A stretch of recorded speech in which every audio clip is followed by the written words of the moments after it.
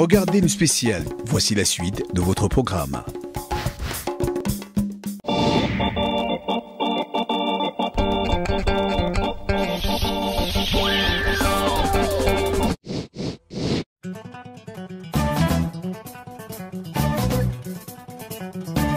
C'est l'un des atouts économiques majeurs du Togo. Bienvenue au port autonome de Lomé.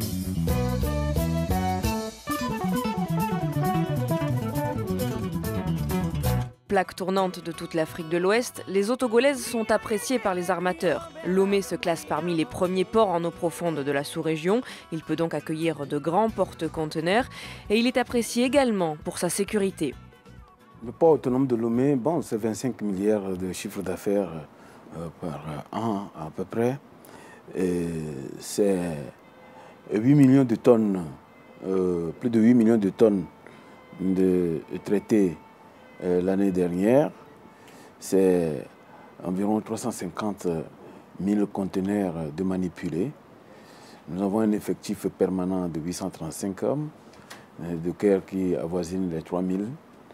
Et avec ce personnel que nous arrivons à faire ce que nous sommes en train de faire dans ce port. Le port autonome de Lomé dessert les pays sans littoral que sont le Burkina Faso, le Mali, le Niger, mais il a également des échanges avec le Bénin, le Ghana, la Côte d'Ivoire et le Nigeria. Nous avons d'abord cet avantage d'être un port en eau profonde. C'est pratiquement le premier port en eau profonde de l'Afrique de l'Ouest, avec 14 mètres de tirant d'eau il y a quelques mois de cela.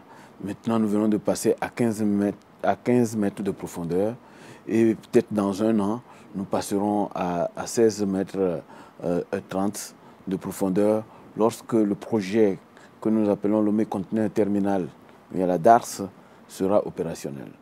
C'est un projet d'agrandissement du port autonome de Lomé pour avoir des postes à quai.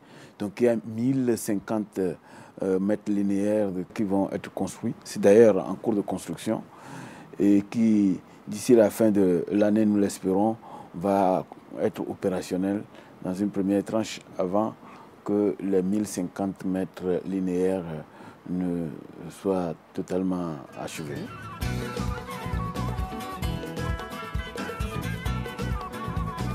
Parallèlement à ces travaux, le port est en train de se doter d'un troisième quai. Et c'est au groupe Bolloré, via sa filiale Togo Terminal, qu'il a été confié de mener ce chantier. Coût estimé 300 milliards de francs CFA, entièrement pris en charge par Bolloré Africa Logistics. On y découvrira donc un nouveau quai de 450 mètres de long avec 5 portiques pour charger et décharger les porte-conteneurs. En contrepartie, le groupe Bolloré obtient la concession du lieu pour une durée de 35 ans. Le groupe est chargé de draguer le bassin portuaire que vous voyez là, à moins 15, pour accueillir des bateaux nouvelle génération qui puissent amener des conteneurs de jusqu'à 7000 TU, équivalent 20 pieds. Le port de Lomé double ainsi sa capacité d'accostage et d'accueil au niveau surface et au niveau accueil des bateaux. Avec ces travaux, le port va devenir l'un des plus compétitifs de la sous-région. Le port de Lomé se taillera la part du lion, puisque nous aurons également des équipements modernes. Vous voyez le quai qui est terminé depuis le mois d'octobre dernier, a équipé des éléments modernes. C'est des équipements modernes. Vous voyez la défense, tout est moderne par rapport à ce qu'il y avait avant. Le groupe a installé un système informatique qu'on appelle Oscar et qui permet d'automatiser les opérations commerciales sur les navires. Notre ambition, c'est de faire du port autonome de Lomé un hub, c'est-à-dire de transbordement. C'est-à-dire que des navires de grande capacité d'emport vont arriver dans ce port déchargés et d'autres bâtiments de moyen tonnage viendront faire du feedering, c'est-à-dire ils viendront reprendre les conteneurs et aller desservir les ports voisins. Avec ces travaux, le port de Lomé verra donc arriver des porte-conteneurs 2 fois plus gros que ceux qu'il accueille actuellement. Mais le chantier ne s'arrête pas là. Le port a pour objectif d'augmenter son rendement. En clair, des bateaux plus gros, mais chargés ou déchargés plus rapidement. Actuellement, les cadences que nous faisons pour la manipulation des bateaux est de l'ordre de 35. De 35 à 40 mouvements. Les grues font 40 mouvements à l'heure. Demain, avec les portiques, nous dépasserons cette cadence-là. Et ça va améliorer aussi les opérations portuaires. Une amélioration qui passe également par une extension de l'espace de stockage pour les conteneurs et autres marchandises. Les premiers navires sont attendus dans les semaines à venir.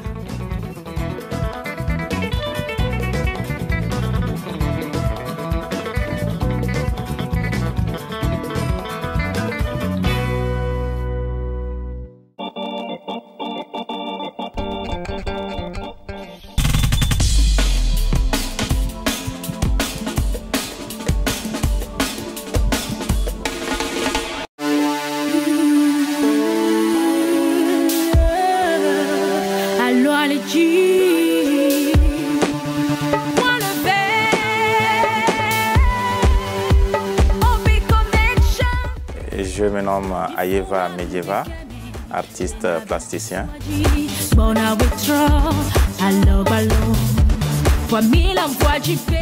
Je suis diplômé des Beaux-Arts d'Abidjan depuis 1990. Des fois même on se bat jusqu'à la mort, même le sourire relève. Mon travail, je peux le décrire en 3 phases. Je suis d'abord dessinateur. Je fais des dessins en sanguine, en pierre noire, en sépia, mais figuratif 100%. Et ensuite, je touche à l'aquarelle. En ce moment, je suis sur des aquarelles de maisons coloniales du Togo. Et puis ensuite, je fais de la peinture à huile ou l'acrylique. Ce qui m'inspire, c'est la société, ce que je vis tous les jours. Mais je l'exprime sur mes toiles avec des symboles.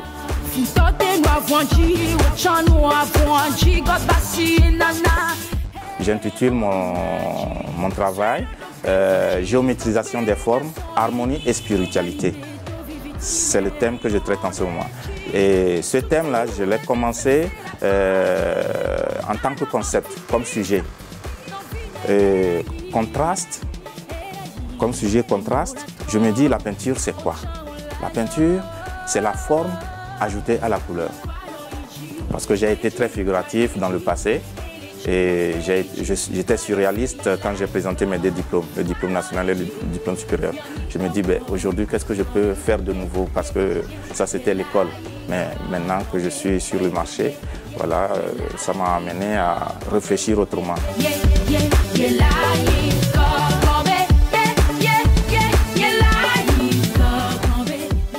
Et je n'utilise que des symboles positifs parce que je me dis que les tableaux sont appelés à vivre avec des gens. Donc il faut que ça soit des porte-bonheur. Donc mes tableaux sont en quelque sorte des talismans ou des porte-bonheur.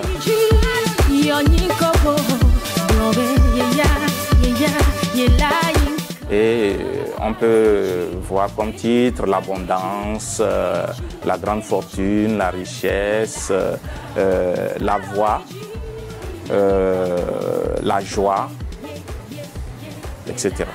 Avant de trouver le symbole du jour, il y a 4 niveaux de recherche.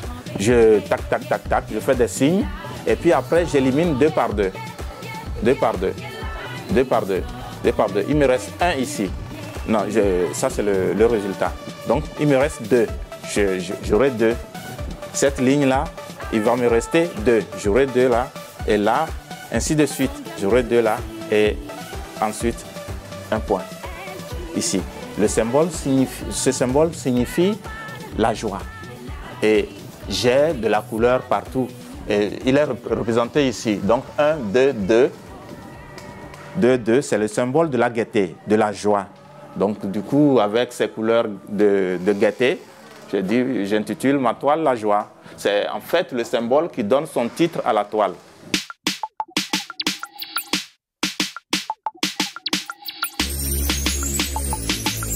Depuis 2009, je suis sur le contraste. J'ai fait des expositions en France, à Fréjus, et puis au Clos des Roses. J'ai exposé déjà sur ce même thème à Cotonou en 2011. Et là, je prépare d'autres expositions.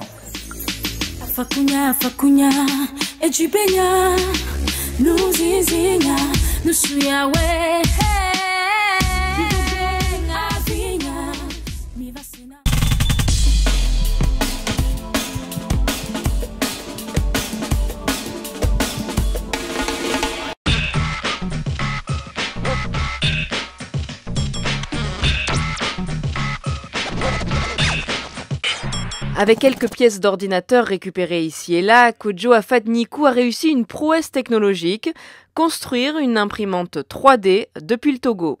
Cette imprimante 100% recyclée a un nom, Wafat, et cet objet est en train de révolutionner le monde actuel. À l'opposé de l'imprimante 2D que nous connaissons qui imprime sur du papier, cette machine imprime plutôt en volume. Elle imprime des objets en mode réel. Donc c'est une machine qu'on connecte à son ordinateur et qui est commandée par ordinateur. Et vous, à partir d'un logiciel de modélisation 3D, de dessin 3D, vous pouvez modéliser un objet.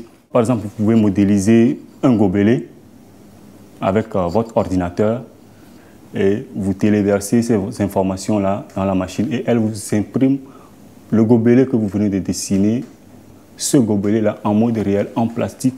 Vous pouvez le prendre et vous en servir. Un petit gobelet, par exemple, la machine peut mettre une vingtaine de minutes à imprimer un gobelet. Nous sommes lancés dans une logique de fabrication en série et d'autres machines. Nous nous sommes donné le challenge de pouvoir fabriquer 10 machines par mois. Mais actuellement, je pense que nous sommes sur la 7e machine. Nous les fabriquons sur commande. Pour se fournir, Kojo Afat-Nikou arpente les décharges de Lomé, la capitale togolaise. Il en est convaincu, cette imprimante va servir à tous. Dans les ménages, on peut se servir de cette machine peut-être pour imprimer des gobelets, des fourchettes, tout ce qu'on veut, des ustensiles de cuisine en fait. Mais ce qui est intéressant, c'est que c'est une machine qui sert beaucoup aussi dans le secteur sanitaire, je dirais dans les hôpitaux où on s'en sert pour imprimer des prothèses. Parce qu'actuellement, dans nos hôpitaux, les prothèses qu'on a sont des prothèses qui sont importées et c'est des pièces un peu standards qui sont taillées après en fonction des mesures du client, ou du patient plutôt, j'allais dire. Donc à partir de notre machine d'une imprimante 3D, on peut maintenant modéliser exactement la pièce qu'on veut selon les mesures personnalisées en fait les prothèses pour pouvoir les imprimer et là on peut gagner du temps et puis économiser aussi sur les dépenses qu'on fait dans ce secteur-là. Coût estimé de cette imprimante 3D, 650 €. Le projet est soutenu par WELAB, le tout premier espace africain de démocratie technologique.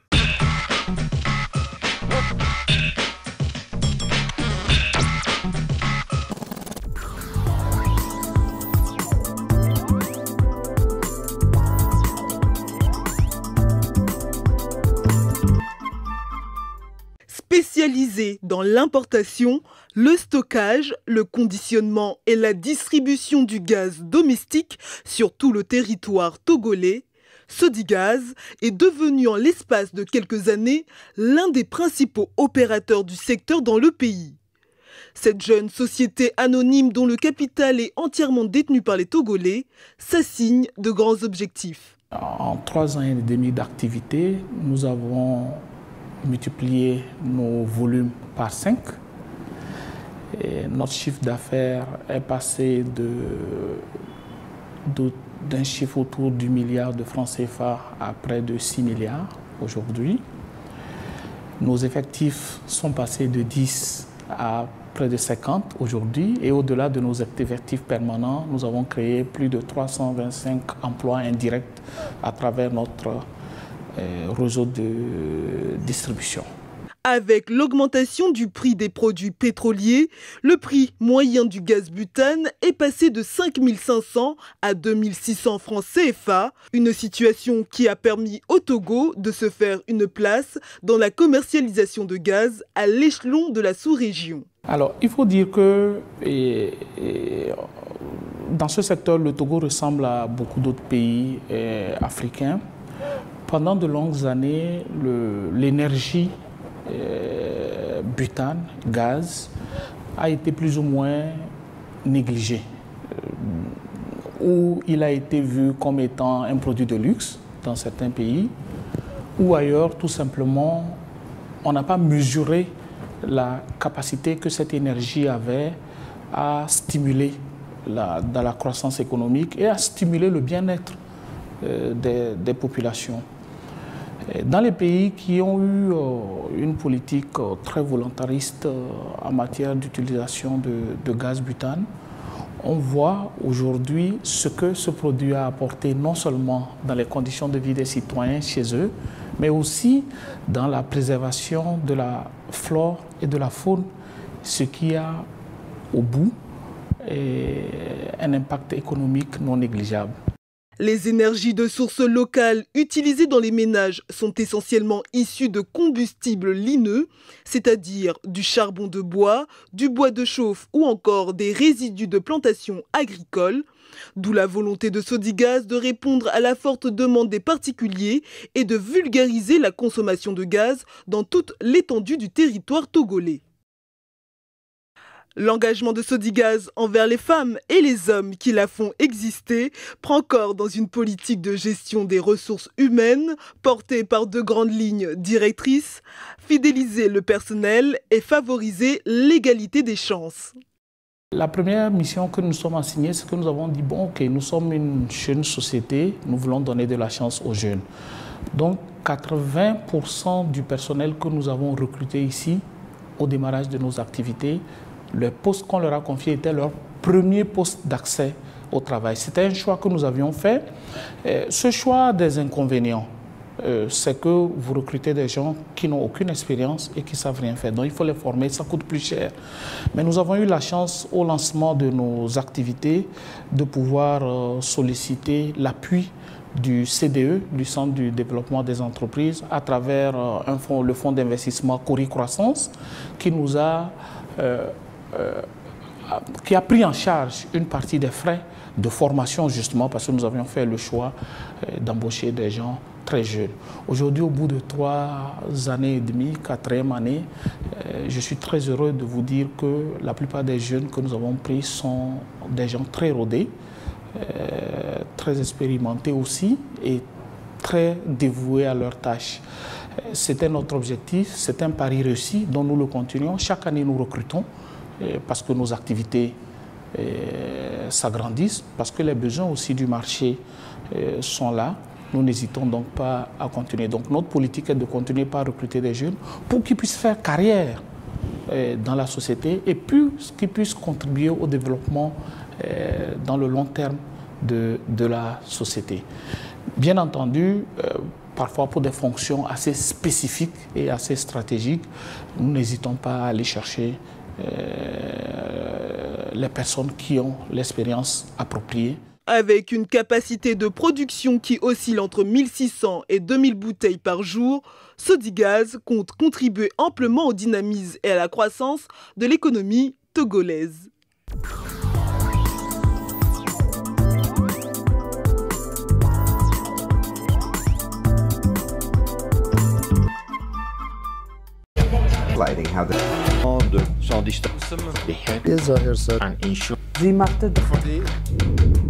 Dédé Awefa Ekwe est la ministre de l'Action sociale, de la promotion de la femme et de l'alphabétisation du Togo. Avec elle, nous allons parler du chômage qui touche les plus jeunes. Ce sont souvent les premières victimes. Quelles mesures sont mises en place par le gouvernement pour favoriser l'accès à l'emploi? Réponse avec la ministre. En effet, pour notre pays, c'est vraiment important. La priorité est vraiment donnée à l'emploi des jeunes. Parce que nous avons plus de 60% de la population qui est en dessous de 25 ans. Et donc, nous avons un taux de sous-emploi d'environ 22% et un taux de chômage de 6%. Donc, nous savons aussi que pour que notre pays se développe, il faut qu'on ait justement une capitalisation du potentiel humain que nous avons. Ça signifie que le chômage a un coût aussi parce que ça limite notre capacité de croître notre économie et d'améliorer le développement du pays. C'est pour cela que très tôt, le gouvernement a pris des actions qui s'intègrent dans différentes stratégies, dont le plan stratégique pour l'emploi des jeunes. Et ces programmes sont très pratiques parce que j'aimerais peut-être aller directement aux actions qui sont menées. Nous avons comme objectif de renforcer l'employabilité des jeunes. Et pour renforcer cette employabilité des jeunes, nous avons au moins 2 programmes.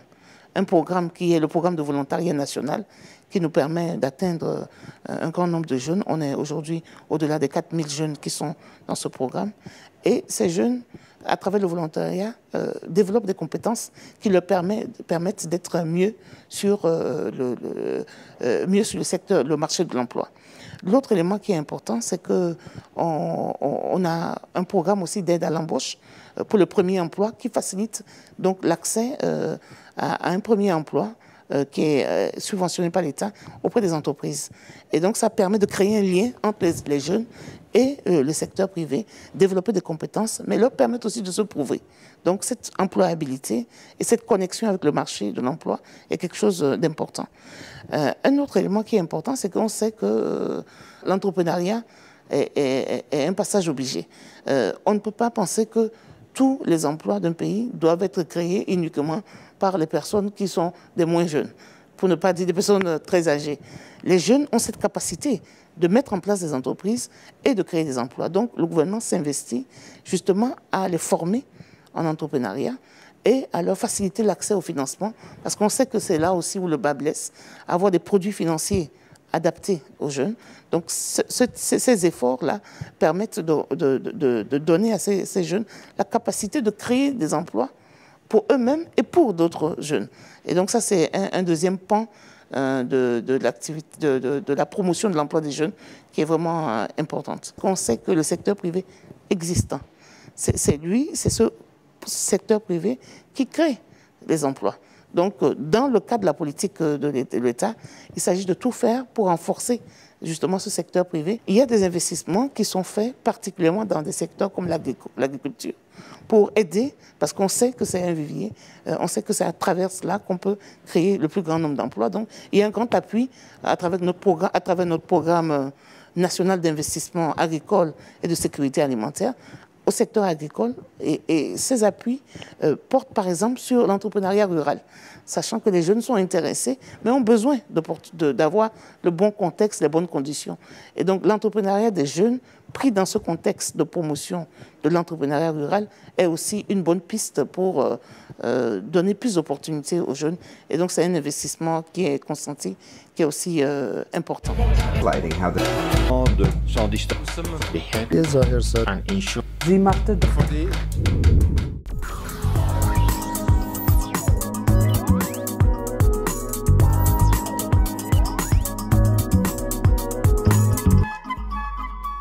L'agriculture togolaise occupe environ 70% de la population et contribue à près de 40% au PIB, le produit intérieur brut. La superficie cultivable est évaluée à 3,4 millions d'hectares, soit 60% de la superficie totale, mais seulement 1,4 million d'hectares est cultivé, soit 25% de la superficie totale. Les terres de la région des plateaux sont réputées pour leur richesse en raison de la présence de volcans éteints. Concentré d'Afrique, le Togo connaît un climat tropical au sud, propice à la culture du café et du cacao, tandis que le climat moins chaud et sec du nord favorise l'élevage et la culture du coton. Près des 2/3 des Togolais travaillent dans la production agricole. L'autosuffisance alimentaire a longtemps été un objectif des autorités. Déjà en 1977, le président Eyadema lançait l'idée d'une révolution verte, destinée à inciter les Togolais à produire davantage pour la consommation nationale, afin de moins dépendre de l'extérieur. Au Togo, 3 cultures de rente dominent, le coton, le café et le cacao. Plus modeste, l'arachide et le palmier à huile satisfont la consommation locale. Culture traditionnelle du Togo, le coton a vu sa production s'accélérer depuis le milieu des années 70, sous l'impulsion de la Société togolaise de coton. Merci de rester scotché sur les programmes de UBiz News, votre chaîne Infomusement.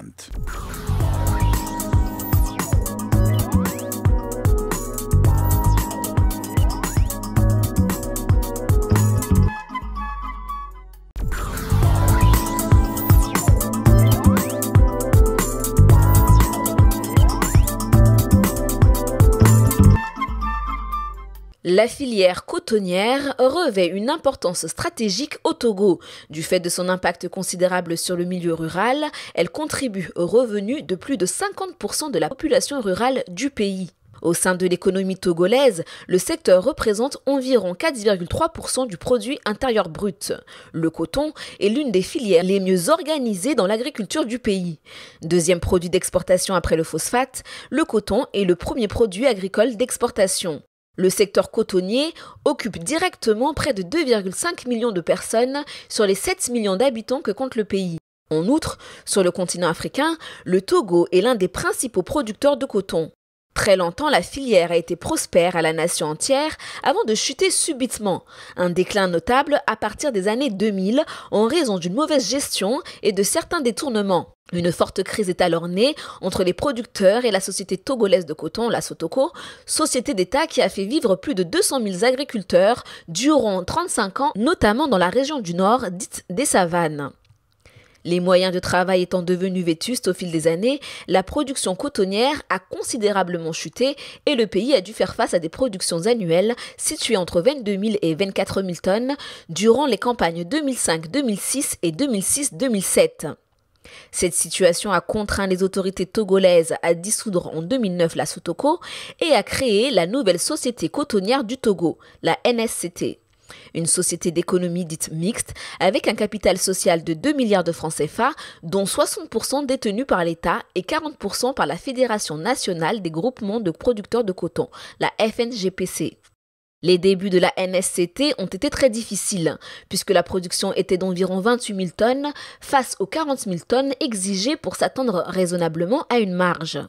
Le temps passant, la NSCT a pris ses marques. Pour la campagne 2010-2011, elle a engrangé un bénéfice de 370 millions de francs CFA pour une production de 46 844 000 tonnes.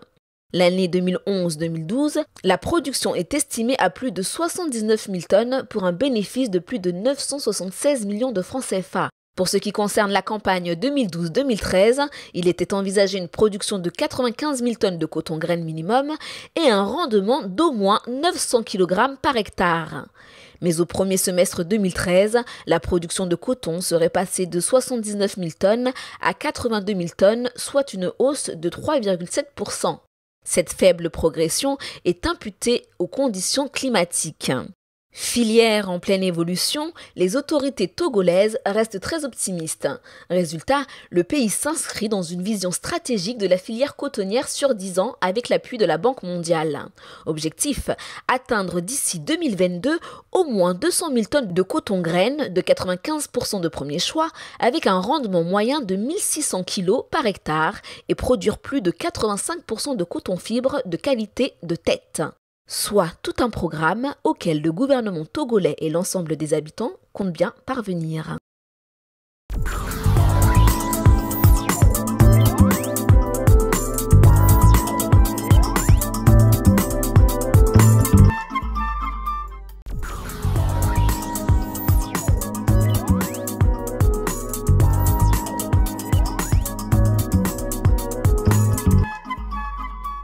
Le Togo est le 5e producteur mondial de phosphate. Principale ressource minière, la production annuelle de phosphate est en augmentation dans le pays. De toutes les richesses minières que recèle le sous-sol du Togo, seuls les phosphates, le marbre et le calcaire sont exploités. Depuis ces 15 dernières années, l'usine de production des phosphates marchands est rentrée dans une période de restructuration à répétition, soit pour améliorer la gestion financière, soit pour accroître sa production qui chute régulièrement d'une année sur l'autre, faute des investissements de renouvellement ou de rééquipement. De 3 millions de tonnes de phosphate marchand dans les années fastes de cette société, La production s'est aujourd'hui stabilisée entre 1,2 et 1,5 million de tonnes. L'usine est naturellement à la recherche d'investissements nouveaux pour remettre à flot son appareil de production devenu obsolète et pour répondre à la forte demande du phosphate togolais sur le marché international. Le Togo produit également du diamant en petite quantité et exporte du marbre brut provenant du gisement de Niaoulou au nord de Noché. Le centre du Togo est riche en fer. De nombreux gisements de mines tels que le cuivre, la bauxite, la chromite, le manganèse sont inexploités à cause du coût élevé des investissements. Merci de rester scotché sur les programmes de UBiz News, votre chaîne Infomusement.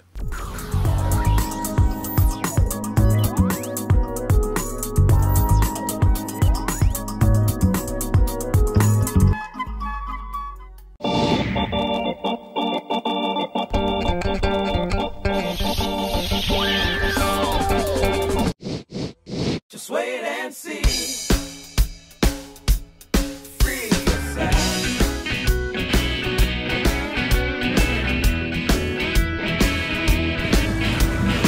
Bonjour, soyez les bienvenus chez Jim Group.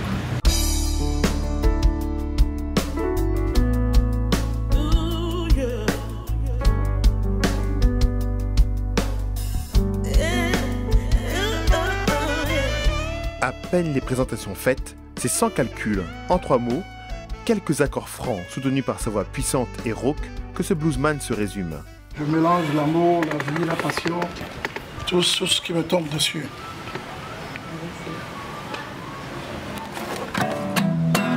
You got me walking, babe. You know I got a feeling. Let me tell you a little something, baby. Hey, ball this blackjack game. Doesn't mean nothing, only trouble. Man, you know I got myself to blame, yeah. How lucky can a man be? Lord, you know every card I get, babe. Every blackjack is taken away from me, yeah. I got a blues feeling. Hey, hey, baby, let me tell you. It's me, Jimmy Ho. On aurait pu arrêter ce reportage-là, maintenant, tant la tentation était grande de se laisser remporter dans l'univers riche et intense de ce personnage haut en couleur qui nous a réservé bien des surprises. Cet autoproducteur, qui affiche au compteur plus de 40 ans de carrière d'artiste et interprète, a roulé sa bosse aux 4 coins du globe, de la Corée du Nord à la Russie, en passant par les États-Unis et la France. You possess me. I need you in my life forever, woman. I'm the man in a dreamland, 'cause I can get you in my arms. Ooh, yeah.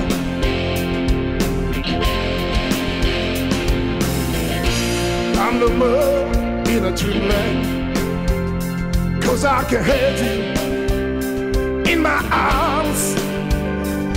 Ooh, yeah.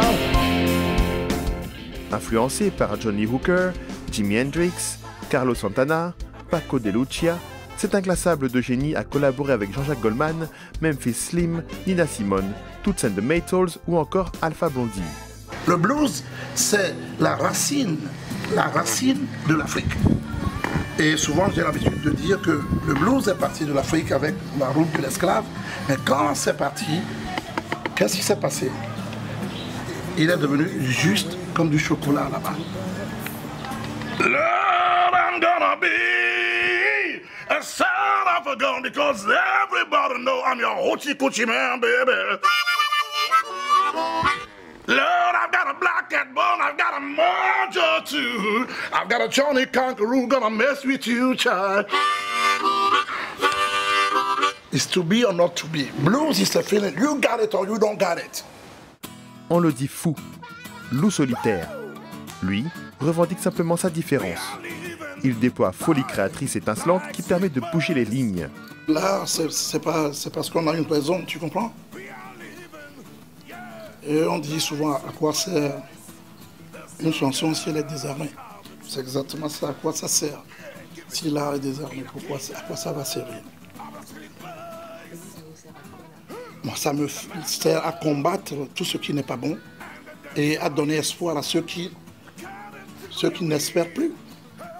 Parce que mon nom, c'est Hope. Et dans n'importe quelle situation, moi, je dois toujours garder la tête hors de l'eau. Parce que je suis un symbole pour les autres. J'ai pas peur de vieillir, mais je vieillis lentement. Il a inventé une peinture dont le moindre coup de la main certain éventrerait les toiles vibrantes. Une peinture à son image, toujours sur le fil. Like a fool, baby, you got me walking from a bone. Yeah. Tu vois comment les couleurs dansent, comment ça s'embrasse. Je vis en permanence dans ce monde.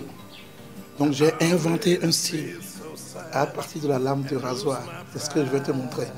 Et aujourd'hui, il y a beaucoup d'élèves, beaucoup de gens qui essayent de me copier. Et c'est bon, parce que ça va créer un mouvement. Et plus ça va créer un mouvement, ça va aller partout. Là, nous allons aller vers un petit rêve. Regarde, parce que là, je suis prêt.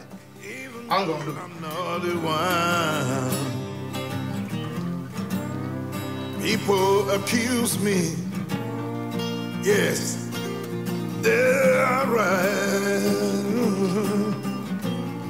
C'est beau.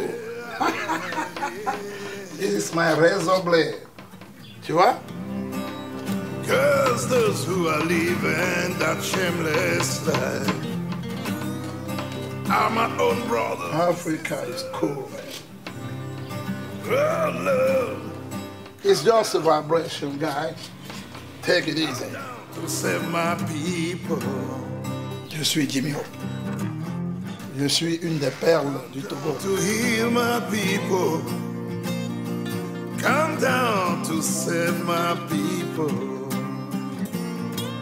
Come down to heal my people. Come down to save them. Il n'y a pas que du pétrole en Afrique. Il y a Jimmy Hope.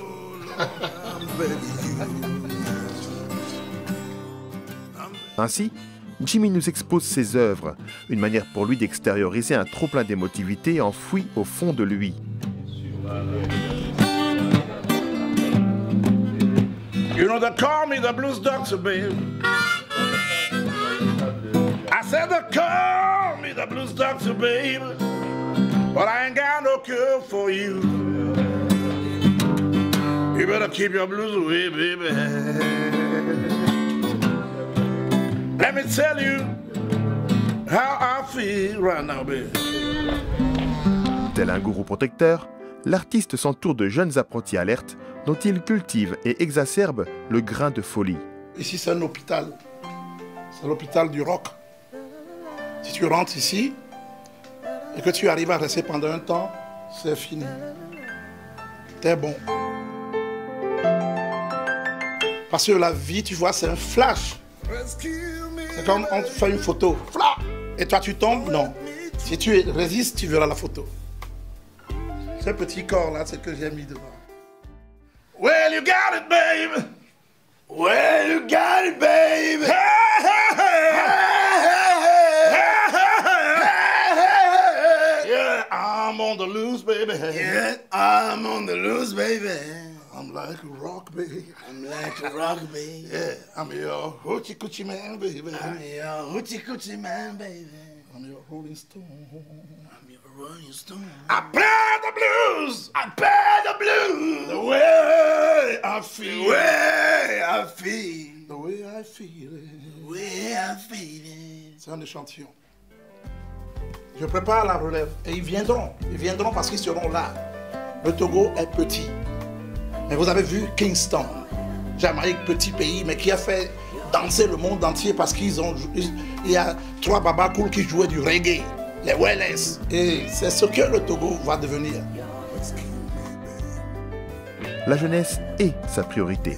Tout ce que je prie, c'est qu'eux puissent avoir plus de chance que nous, qu'ils puissent avoir les moyens de faire des disques comme il faut, que des maisons puissent les enregistrer, leur donner de quoi manger, pour pas trop en manger, parce qu'après, ils vont plus réfléchir. Parce que c'est ce qui se passe au niveau de la politique souvent.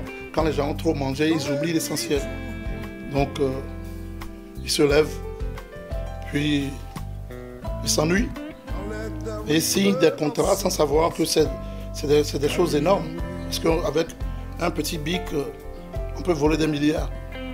Et on peut casser l'Afrique. Donc il faut que les gens maintenant aient les yeux en face des trous et comprendre que les jeunes, c'est l'Afrique. Et on doit donner le pouvoir aux jeunes pour qu'ils puissent s'exprimer. Parce que nous, à notre âge, on a déjà fait l'essentiel. T'as vu? Je m'habille comme les hip-hopers. T'as flashé. Yo, yo, yo, yo, yo, yo, yo, yo, yo, yo. T'as flashé. Sa peinture exprime parfois avec violence la substance de messages subversifs hérités des grands combattants pour la liberté en Afrique. Tu sais, je suis fou dedans et j'ai envie de comme un volcan parfois, tu comprends? Et parfois, j'arrive plus à tenir dans la cage. Parce que l'Afrique, c'est une cage. Parce qu'il y a des choses qu'on ne peut pas dire. Parce que si vous les dites trop fort, on vous tape dessus. Et c'est à cause de ça que des gens comme Fela, on doit leur rendre hommage. Parce que c'est des gens qui ont beaucoup fait pour la parole en Afrique. He was a freedom fighter. Et nous, artistes, on a besoin de montrer ça. Qu'on est des rêveurs. Il a plusieurs fois failli subir le même sort que les héros dont les ombres diffuses hantent l'esprit. Citoyen du monde connecté, c'est avec force et détermination qu'il revendique une place légitime de l'Afrique dans le concert des nations. L'Afrique a un tournant qui est très important et l'Afrique doit aller plus loin. Et nous devons nous battre 2-3 fois parce que il ne faut plus qu'on demande tout le temps à l'Occident, on a besoin de ceci, on a besoin de cela. On a des intellectuels, il faut qu'ils reviennent et puis il faut faire des choses pour montrer l'Afrique positive. Pour que les gens ils se rendent compte que même si on n'a pas de blé, qu'on a du maïs, c'est bon. Créateur hors norme au cœur tendre, il se dit possédé par son art et sa créativité débordante. Ainsi va la vie de cet éternel écorché. Miroir d'une voix éraillée et bluesy, vibrant telle ses toiles, toujours sur la corde raide d'une guitare à la sensibilité rare. On a envie de faire autre chose parfois. Mais si on est artiste, on ne peut pas changer de chemin. Si tu veux changer de chemin, tu crées. Parce que c'est pas ta taille. I was born to lose, but I like it, man. I like it.